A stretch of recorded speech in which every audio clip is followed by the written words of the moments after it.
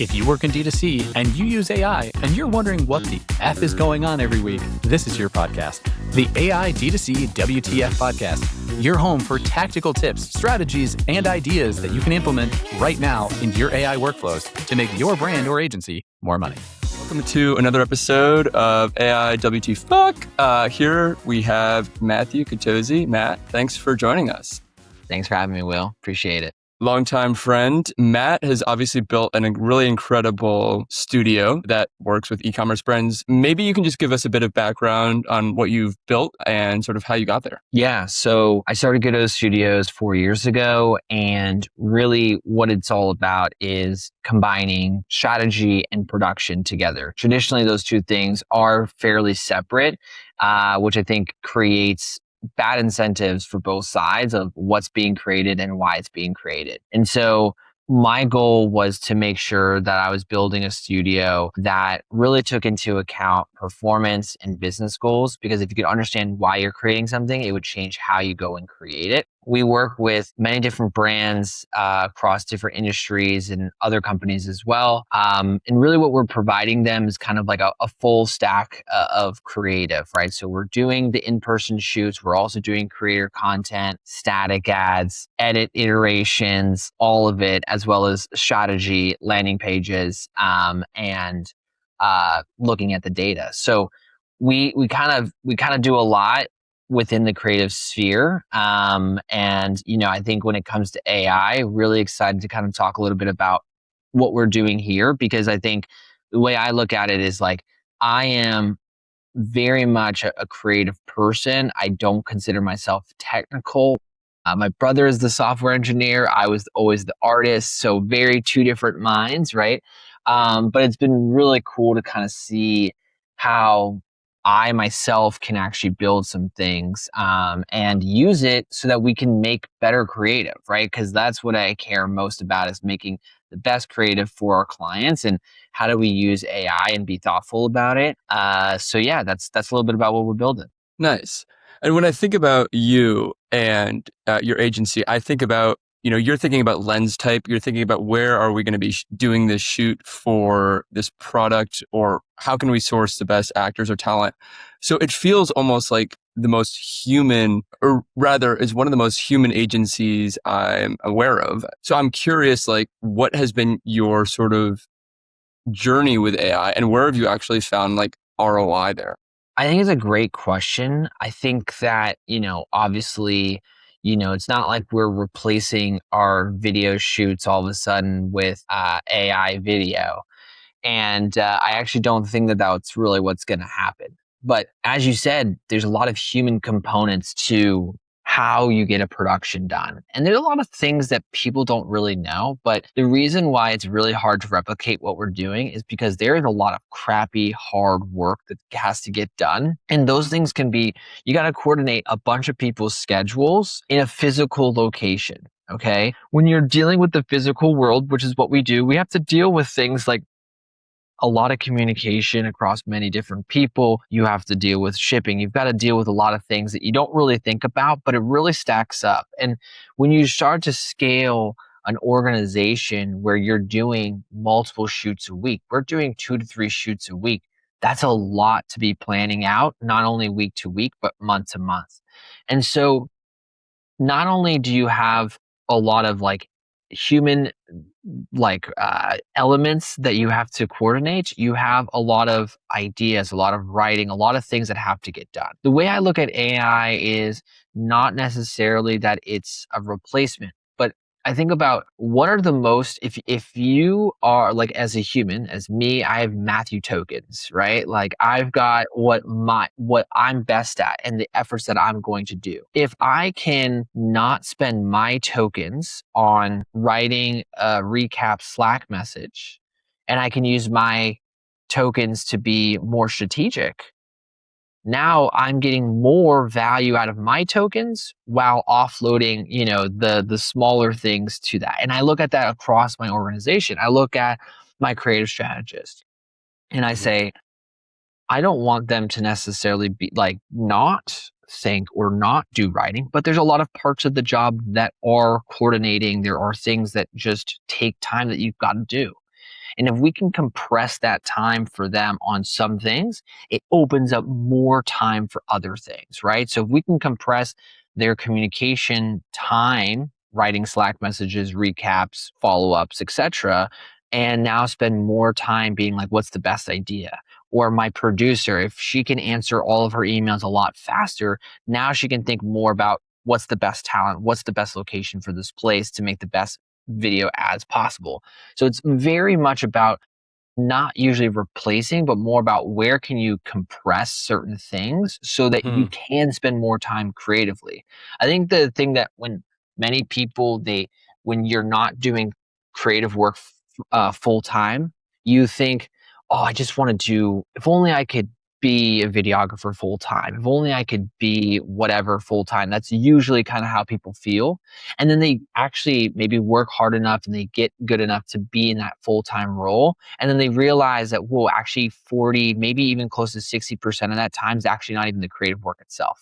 And if we can actually like take down that 40, 60% of non-creative work to 30, 20%, and then expand it to, hey, now you're spending 80% of your time, 70% of your time on actual creative work, the value to the client is way higher, as well as the value to them as a person and what they get to do as well in their career.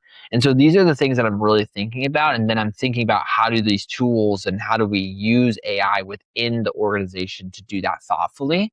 And I don't think that like we do anything like super crazy or super fancy, but I think it's enough to get that alpha that I think most people probably want. And I think there's some really practical things you can do. There's some cool complex things you can do, but there's a lot of like simple things you can do that if you can just get most of your team members to do that, like you're kind of ahead of the game.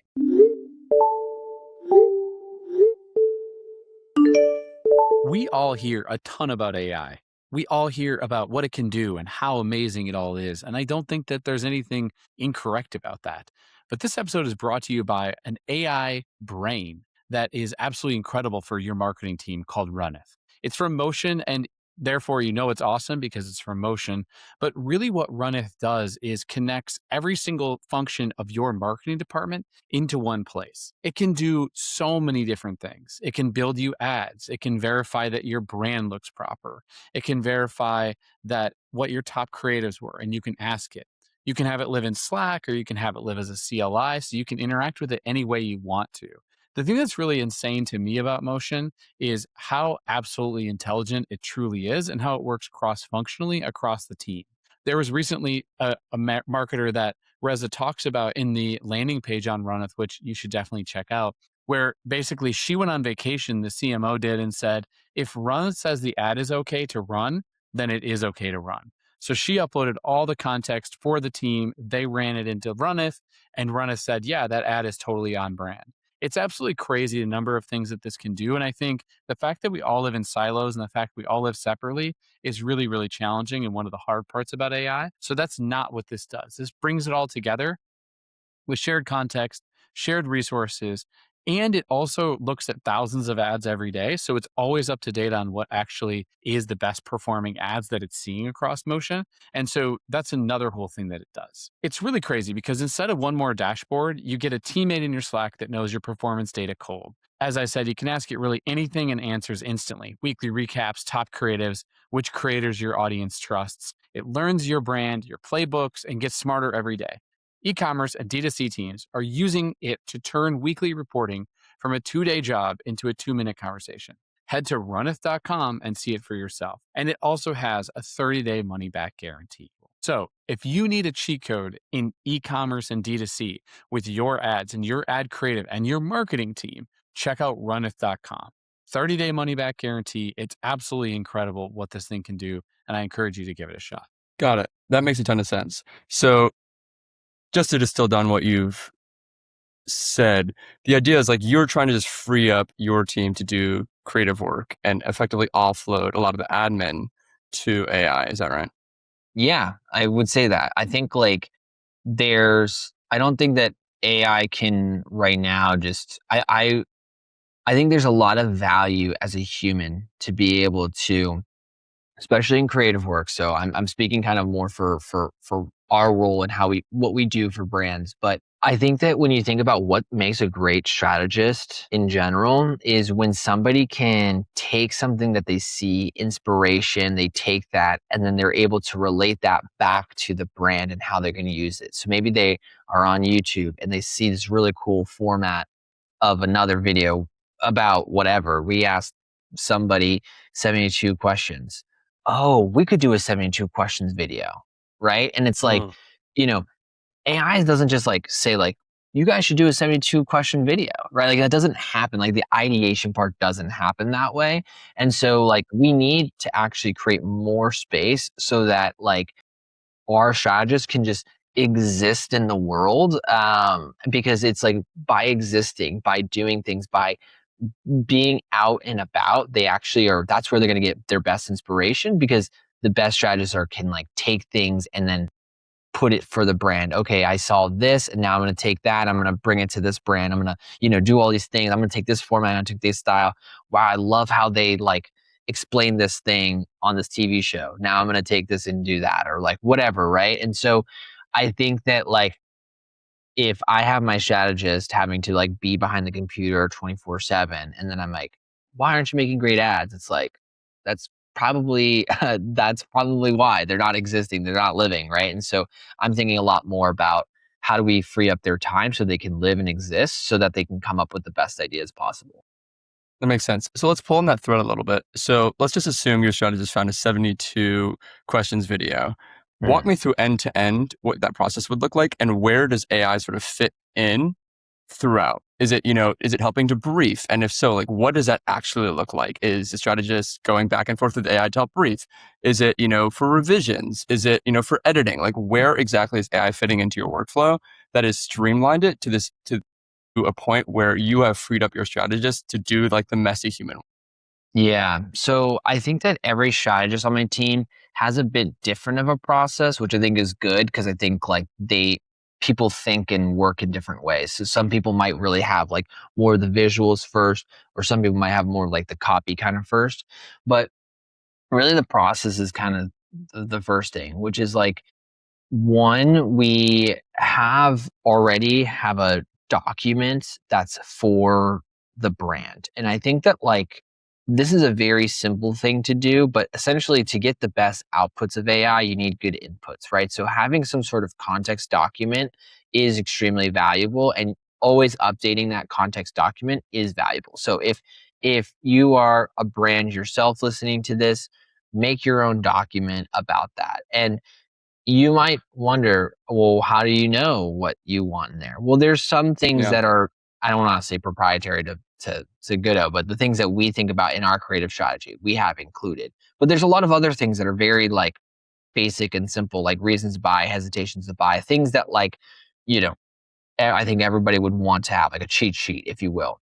If you're wondering how to do that, you would just ask AI. Like if you don't know how to do something, just ask AI. Like if I need to give you everything about my business, what do I need to do? How do I need to build it? Right? Like so, always ask AI how you can get more out of AI, and it will help you do that. Right?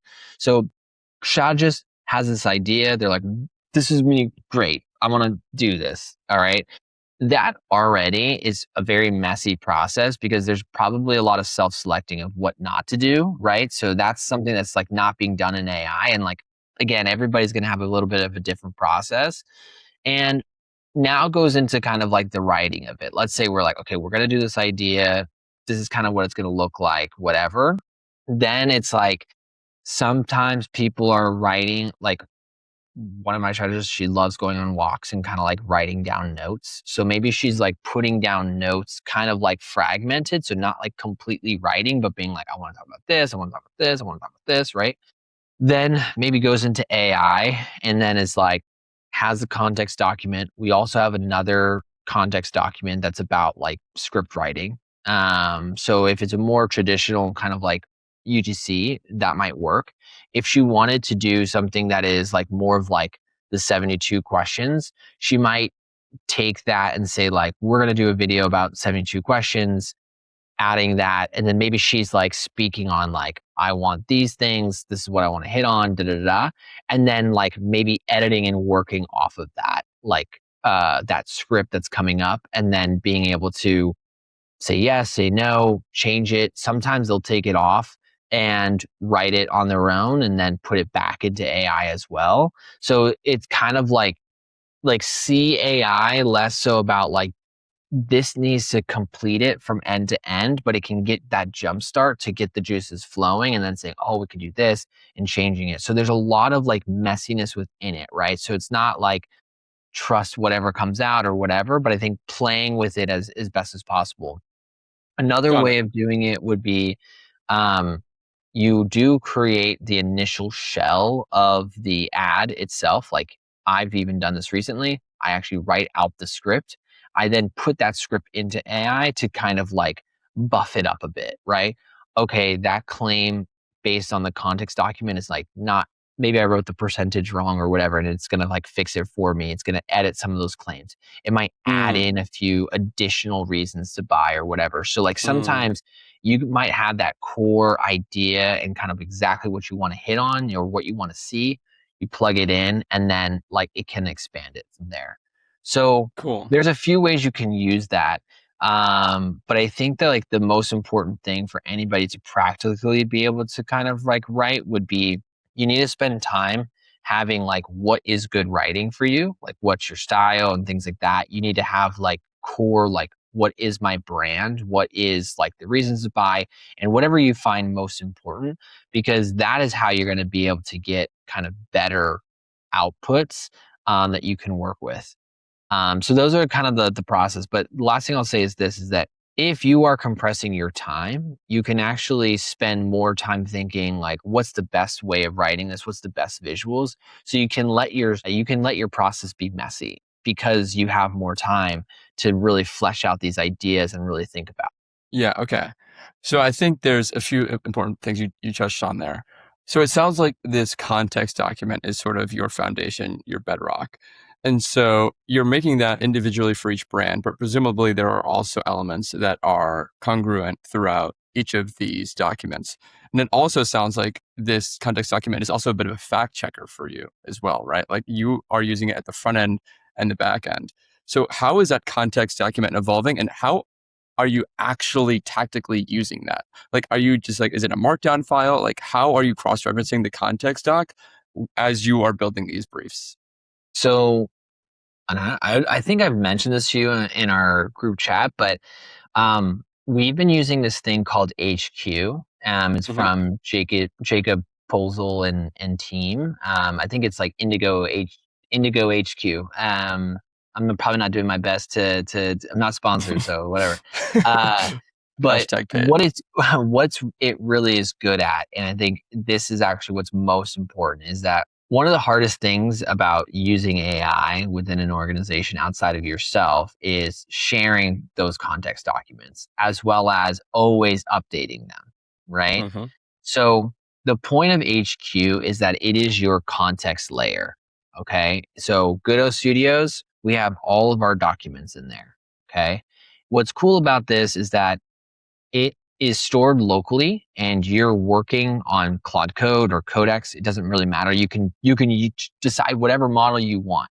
So that's another value, is that as models change, I'm going to jump to Codex, but I don't have to like ship off all of my Claude documents and projects over there. I can just plug one on top or change it out, right?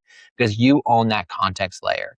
Now that's like stored locally, but the app or the software or whatever allows you to sync it up into the cloud and then sync back. So if I change something about the document, it syncs up into the air, and then the other person on my team, it syncs to their desktop as well. And so they are also getting that update. So it makes it really Mm, easy, as opposed to being like, hey guys, updated this, make sure you've got the correct markdown file, all that stuff, right? And so sure. that is a really huge gain, because I think team context documents is really hard to like do. So like as I see outputs, I might be like I feel like I need to work that copywriting document again. And I might rework it, I might add to it or whatever. It also allows other people to add to it, change to it as well. So it's a living, breathing document versus always having to like reset it. So that's practically how we're sharing things and doing it.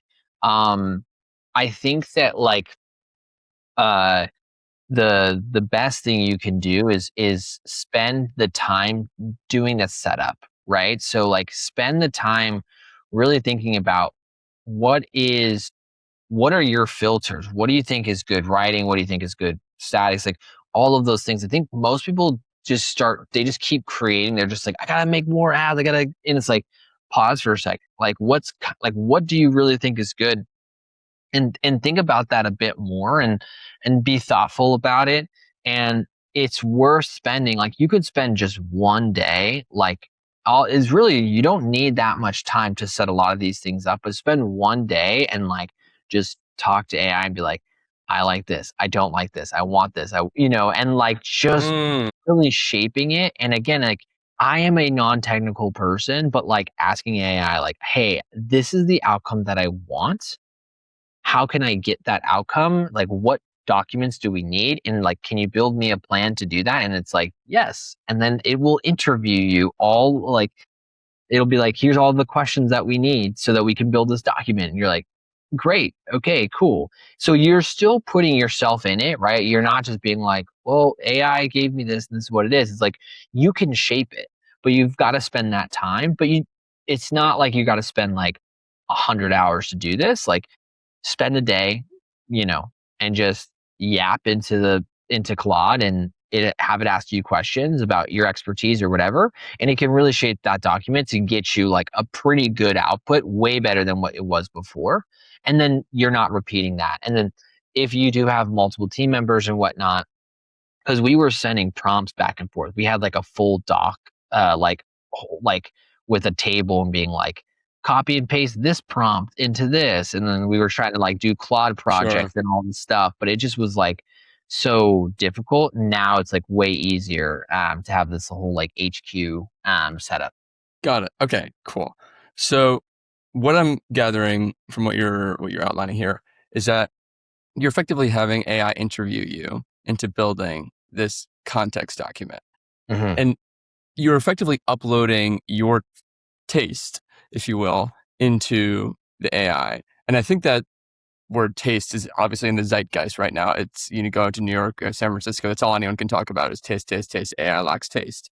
So like, how are you sort of thinking about like that human taste as you are briefing content?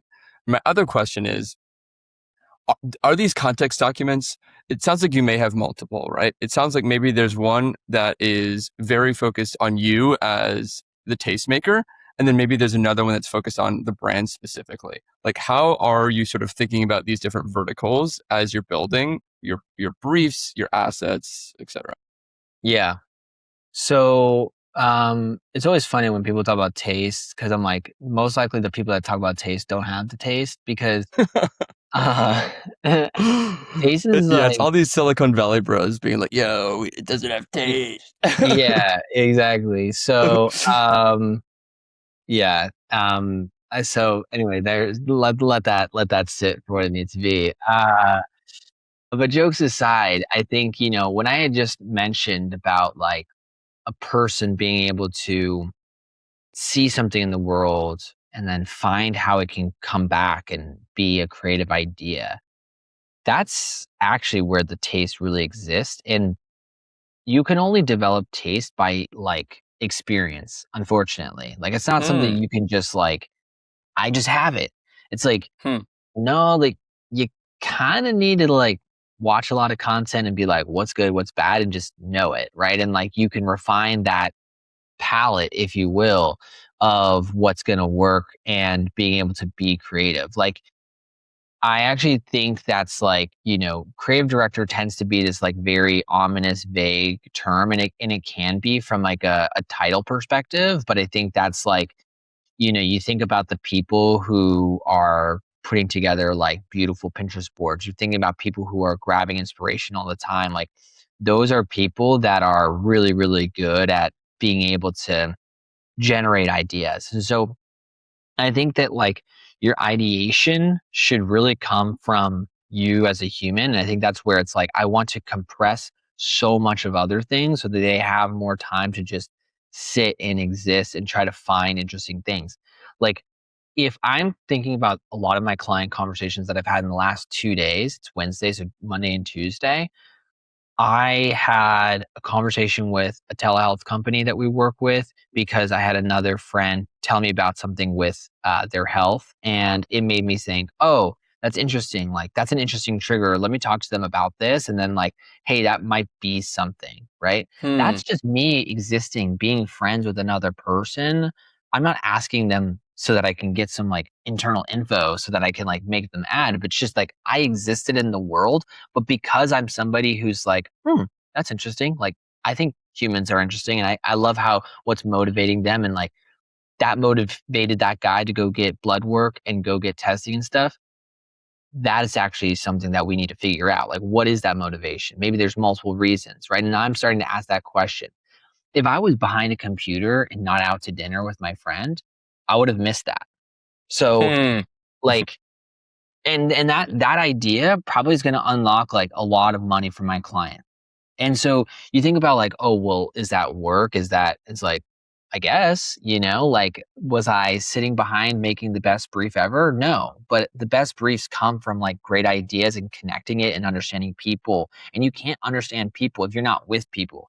Like that, I think is just like the heart, like the funniest thing. It's like if you're grinding all day, it's like, no, you should probably watch some Love Island because most people are watching Love Island. And if you watch Love Island, it's like crazy. Like you're watching people in real time be motivated by actions in completely complex ways. It's like it's insane, right?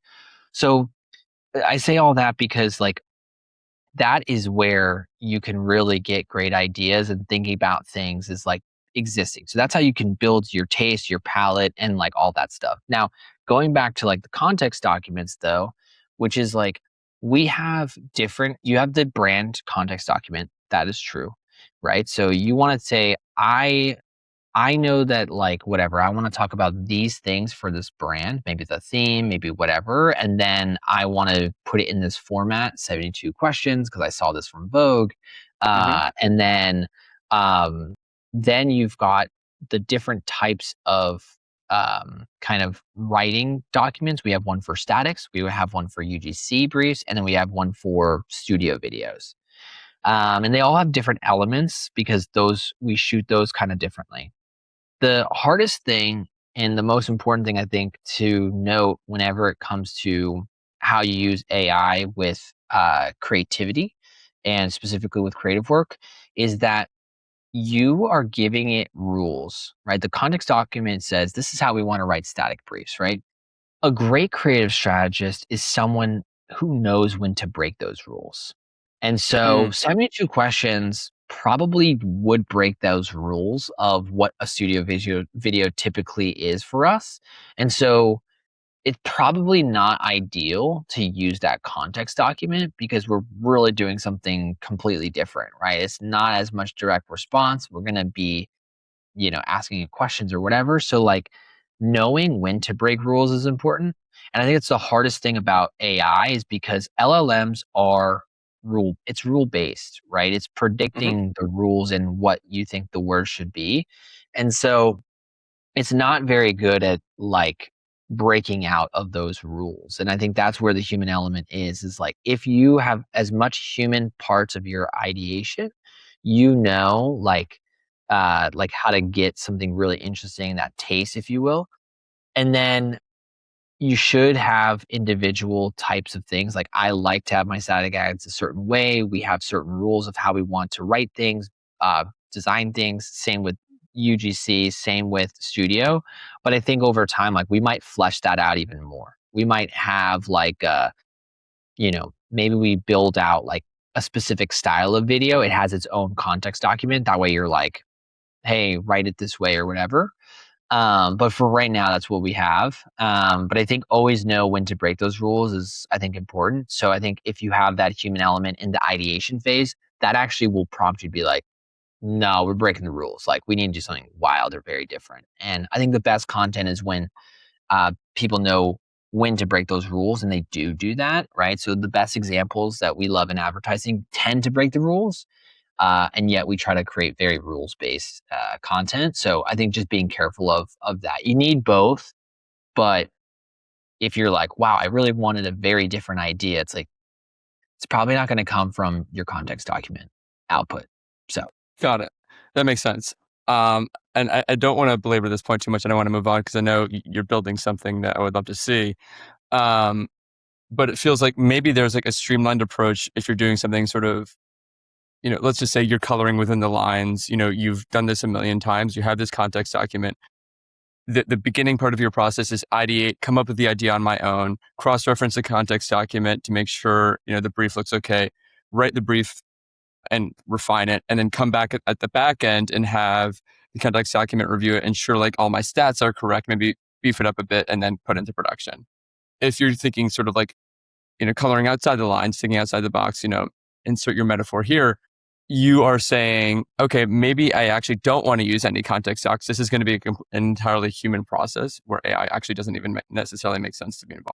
yeah. And then you could, after you build it in a more human, you could run it through that context document of the brand and say like, are we missing anything or whatever? Like, is there other hesitations we need to hit on? So like, you don't always have to use AI to help you create or like write. It can help you edit as well. So I think those are different ways to use it.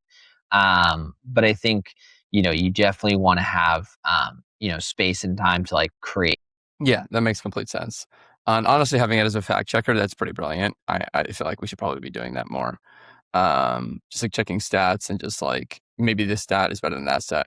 Okay, cool. So you've been sort of talking about you've maybe like built a AI tool sort of similar to Motion, and maybe like it's a little bit more personalized to your studio. Maybe you can share that, and we can maybe talk through it. So I think that we're in an interesting time within, I think, SaaS, and I think that SaaS they are a business, right? They have their own business. I find that within kind of software itself, they have to kind of build for the middle. So there's always times where you're like, if only I'd had this one feature, right? And then they ask people for features and stuff, and they start building those features so that you feel like complete. But it's like, man, sometimes you get into a program and you're like, this is so great. I love this program. This is awesome. Maybe it doesn't have everything, but we make it work, right? It's like out of the box good. And then like 2 years later, you're like, yo, what is this? It gets the expansion of product is just insane. You're like, I don't need all of this. I didn't ask for this. And now you're charging me for AI credits. And I personally think your stuff sucks. And you're making me pay like 10x that? Like, no way, right? Now, hopefully nobody sponsors this podcast, but I have not been as public about this, but I will right here. So you'll get the hottest of takes. I think that if you look at the major players of analytics, their model of charging is egregious, if I'm being honest, because if I am an agency who's working with a brand that's spending millions of dollars a month, not all on my ads, but just millions of dollars a month on Meta, which we have multiple brands doing that. You are charging me thousands of dollars to get some an analytics tool when I could just do a Facebook ads report. It's like insane, right? So like I at a certain point was like, I was looking at like, if I'm looking at Motion, I'm like, I can have a data analytics team with how much you guys are going to try and charge me. That doesn't make sense to do, right? Like I might as well just hire like a brilliant, like, whatever mathematician at this point, which so that being said, I was like, there is so many things that like we could just like simplify if we could just have like these 2-3 things. Like it's like this is all we really need. So I spent the time trying to build something of equivalent to it. Now, is it the most perfect thing? No. Does it get the job done? Yes. Does it save us thousands of dollars in software? Absolutely. And I think what's cool is that like there have been features that I thought would be helpful and then they've become non-helpful. So we just delete it. Right. And I think that's what's really cool. And I think potentially one day SaaS will be able to have like, you get the out of the box, 80%, and then you can code vibe code the 20% that you need. But as of right now, that's not how it works. So you kind of have to do it yourself. So I'm going to share my screen so you can kind of see it. But basically, some of this will have to be blurred just because of confidentiality, but I will share my screen so you can kind of see it. But this is called Vertinote. Cool. So basically, what you'll see is like you have this overview. You're able to see like kind of high level last 14 days. Like you can pick your time, right? So like it's just the Facebook, you're just plugging in the Facebook API into this and you're just grabbing that data in and it's syncing, right? So I can kind of see how things are improving versus the prior period. Very simple. There is a creative. So this is like your actual like table view. So you're able to kind of, this is our custom report that we do. Like this is what we look at, right? Like nothing too crazy here. We actually have this is a newer client, so we haven't tagged them yet, but we do have tags of like is this a founder ad? Is this an actor ad? Is it no talent? The type of hook, the style, and things like that. So there's a lot of like tagging that we do, but you're able to like see the ad and then you can click in and then it will load because you'll actually play the video itself, which is pretty cool. And sometimes it doesn't fully load because of the API, but it always has like a preview link. But you can see like we've got some really cool stuff here, right? Like you can see the retention curve, which is pretty cool. Basically everything you would need to know about this. So like there's some other finer details in here that's pretty cool. But like I think overall, like what I love about this is the fact that like what matters most to a strategist is like, can I just quickly see what's working in the account and what is the like hook rate, the hold rates, like what's actually working? And it doesn't need to be that complex, right? Like I think that like people are like, and then you're going to connect all of the AI and the LLMs and like all these things, and these software companies are doing like all of this like analytics and stuff, and it's like honestly, if you have a good strategist and like they can just view these things, like it actually it simplifies it. And I think oftentimes we're trying to almost overcomplicate it and like do this like hand wavy stuff when it's like, does this ad work? Yes or no? And if it's working, like what are some elements as to why? So yeah, I think that people just overcomplicate some things that I think just make it way harder to use their application. So we are really just focused on like, what do we need so that we can get back to being creative as much as possible. Yeah. Okay. That makes sense. So a tool like this it seems like commensurate with, Motion, Atria, et cetera. And, I guess one question I have, and this isn't necessarily AI related, and obviously you probably built this with Claude Code or Codex. Mm-hmm. So this is more of a question for creative strategy in general. These tools are very helpful with iterative learning, going in, looking in, oh, this is at a great thumbs up, right? Like maybe we should use this hook for a different persona or whatever.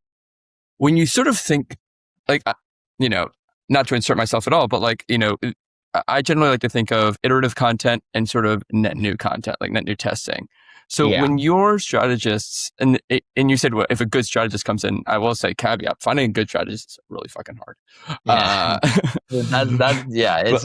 It's way easier to code stuff than to find great talent right now. So very, very true. So this is great iterative learning. How do you take an analytics tool that you built with AI and turn that into testing entirely new tests, entirely new personas, angles, things that aren't necessarily going to be evident in the data? Yeah. I like made a post too about this, like, especially like with reviews, because a lot of people would say like, oh, look at reviews. And it's like, well, if you're advertising a specific angle, you're most likely going to attract a certain people. Like, it's just going to kind of like reinforce that for you. I like this is where I genuinely hate to say this, but that's actually where the taste comes in. Like that is actually where like the person comes in, because you have to be always open to understanding how can you open and expand the aperture of the funnel, right? Then that comes from new styles, new personas, like people you want to talk to. So like that's the strategy part. Like I like, yeah, like that's it, right? I think that when you have that new idea where AI can help you is maybe start to expand it. I'll give you an example, which is that we're working with this one brand. It's a home goods brand, but it's a weighted blanket, and so it's like, okay, great. Like weighted blanket, there's science behind that. There's a health component to it. Great. Now, like we started to expand. Well, how do we talk about this? Um, Not just saying like, hey, everybody needs great sleep. Okay, that's true. But now we're saying, okay, well, what about people who are neurodivergent and they feel overstimulated and the weight actually helps them with that? Now we're doing the research to like figure that out if that's true or not. And then we're doing that. And then we're thinking about like, well, how can we break this down into other health components?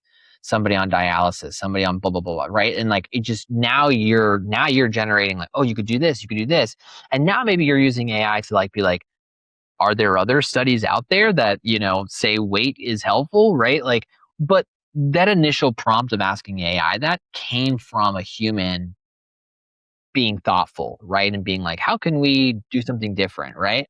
And so I think that like that is where the Yeah. human aspect is, so you can expand it. Now, where the tool can come in is like, let's say you have an idea, you now go and make a few statics, see how that works. Are you getting, good click through? Is that expanding that? Like, are you seeing good early signs so that you feel like I can de-risk going and making a big video about whatever, an idea that you had. Like it's riskier when you're expanding off of stuff that you don't know, right? So like that's where an analytics tool can come in to say like, hey, I had this early test, this is what I was hoping for, this is my hypothesis, and now we're getting some early signs, let's double down on it and let's continue on, right? And so I think that's where those two things can kind of play in, is like data can help refine or say yes or no to an idea, but like that idea, if you want to get something net new or different, that's where like you need to have somebody who they themselves are generative, right? Like you can't hope that the AI is going to be generative, if that makes sense. Yeah. I mean, I think you touch on a point that people just like don't talk about enough is like, AI is built on historical human knowledge. Like if we're not sort of thinking forward, these things are going to be perpetually retroactive and we're never going to have any new ideas. And we're just going to be in this like negative feedback loop where every ad is just, the same. Right. And so like, I think people, and listen, I was in an AI psychosis state for a very long time. I've somewhat come out of it. Welcome. But Welcome. yeah, it's good. It's good to be back. It's good to be back. But listen, there's obviously, we've talked on many podcasts, like there's plenty of ROI here. I don't think AI is going to be this like fundamental, foundational tool that everyone is going to replace all these workers. I genuinely don't think that anymore. I think if I had a better margin account, I would be shorting SpaceX, 1,000 times over. But I guess what I'm trying to say here is that like AI is very good at retroactively understanding what has worked in your account. Like Matt just showed, like he built his own motion effectively. And motion is a great tool that you can, use out of the box as well. But it's not going to be the tool for you to come up with new ideas. And I think that is where a lot of folks get into trouble because they are relying too heavily on a tool that is looking at history rather than sort of looking forward. Yeah. Yeah, if I could jump in, like that. I think like it's like you can vibe code a dashboard, but why do you need it? Right. Yes. And like it's so fun to be like, I made this, but it's like, no, but like how are you actually using this thing? Right. And that's why I was like, Completely. there were things that I thought like, oh, this would be helpful. And then I'm like, this is not helpful. Like I'm not even using this. Like get rid of this thing. Right. So I think that like that's why I have issue with a lot of like SaaS, because it's like they are trying to like feature max like the heck out of it Mm, to like justify like we're bringing you value or whatever. But it's like most of the time you don't really need a lot of that. I think that like what's great about AI is that there are some really like core things that it can do well, like whether it's it can take an idea and then like iterate off of that idea and like do it more. So if you're like, I need 10 completely. more like this, like great. Yep. And like that honestly is a lot of work that's like not even fun anyway, like for the Totally. strategist, right? And so it's like that's great. Let AI duplicate a lot of stuff so that you again have more time to be like, what's the new thing that I can like generate? And I think that's really cool. One other thing to think about in terms of the like coming up with new ideas and how you do that. Also in this tool, and this can be completely shared, we have this kind of like we can save ads basically. So these are some ads that like we've saved, and what's cool about it is like um, we have like it generate the script of the video, I and started yeah, you getting can this like bread play the delivered. video, you can download that video. So basically, what is foreplay? What is tria? And then we have uh, like what Cool. the verbal hook is, the on-screen hook is, and then like what the visual hook is. And you can always like change this, but like very cool because like you can also just like use this as like a way of like, man, I really like the framework of this video and I want to use it for a Hmm. completely different like whatever. But like sometimes you see good frameworks and you're like, yeah, I want to make that. And it like makes it very easy. There's a bit of like an analysis here. I don't know. Some of the stuff I'm like, yeah, I might as well just like take it out. I don't know if we use it completely, but I think it's really interesting. And then, you know, we have a board. You can like make the board for a client. So you have that. So these are like interesting like elements that I think are like good, and like we have this thing where you can like star the verbal hooks or like any of these hooks, and so we have like a hooks library, if you will. This is like on the newer side, so like still building it out. But like if I was a strategist and we had like 100 hooks, it'd be like, well, this is a great hook. Like, I want to use this, but instead of it being like, if you're a cocktail by the pool type of person, you need this. It'd be like, if I'm a, you know, 10-step skincare person, like, you need this or whatever, right? Like, you can start to like think about how that like curation can help you with coming up with ideas and kind of again blending things. And so we think about that a lot as well. And again, super simple tool to kind of like build out. And again, like it's like there's purpose behind it. The goal is how does this help the strategist come up with ideas and do their job better? Yeah. And I think that that's like that's important. The thing I will say is that like with anything that you're building, like making sure you get team buy-in and getting them educated is important. I find that a lot of leaders are like, this is so awesome. And then like it's not being used and whatnot. And so I think like just making sure that you understand that the adaptation of your tools and what you're doing is actually takes a lot longer, but we find that it's been very helpful. Like traditionally speaking, because of just how like Facebook and all that stuff was working, you know, our editors maybe not didn't always have like a view of like what's happening in the accounts, and now they can just log in and see everything. And so there's been a lot of like value add from the tool itself, but like also know that like you've got to do trainings, you've got to walk through people, and you got to encourage them to use it because they may not use it if you don't. Yeah. I think it's a really good point. The buy-in is something I'm even guilty of. It's very, very hard. It's very, very hard to get your team fully bought into this stuff.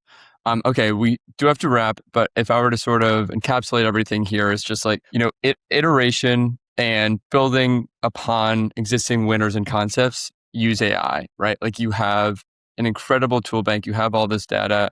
Matthew showed a really, really powerful tool they've built internally that sort of dissects ads that they pull in from Meta. They utilize that and as their foundation to build, you know, maybe a hypothesis that they came up with on their own, but then let the AI really, really help you with iteration, but free up your own time to do your own ideation and come up with sort of net new concepts. Is that fair? That's exactly it. Cool. All right. Any sort of last questions? Are you reading anything interesting? Any sort of parting words you'd like to share? I think similar to you, there's been times where I've gone maybe too deep with the AI, and I think that like there is a balance in the process of creativity. And so I think find what works for you, and that's different for each person. Spend the time to like build out the context documents to like do that. Know that you're gonna have to refine it over time, but spend the time to do it because you will have gains from that. But also know when you need to write down, pen and paper, some ideas and like come up with headlines and like push yourself for that. So, I think try to flex between varying different, ways in which to create. I think a great creative person knows how to do that. And so I think like, find what works for you to get you the best ideas. At the end of the day, if you're in advertising, the goal is to make ads that win. That's it, right? And you may not need 100 ads. You may just need a few, 10, 20. And most people are spending not enough money to need hundreds of generated ads anyway. So you probably should focus on less is more. Most likely that's going to be you. So I think just thinking about that, and that can maybe ease your process and kind of build it in a thoughtful way for how those two things come, AI and your own creativity kind of come into harmony with one another. You need both of them at this point. But I think they only work if you have that harmony and you can blend it together. And that's going to be different for each person. So, you got to find what works for you. But I think spend the time to kind of find that harmony is going to be where you can be the most effective. Nice. Spoken from the man himself. Appreciate you coming on, and we'll talk soon. Thank you.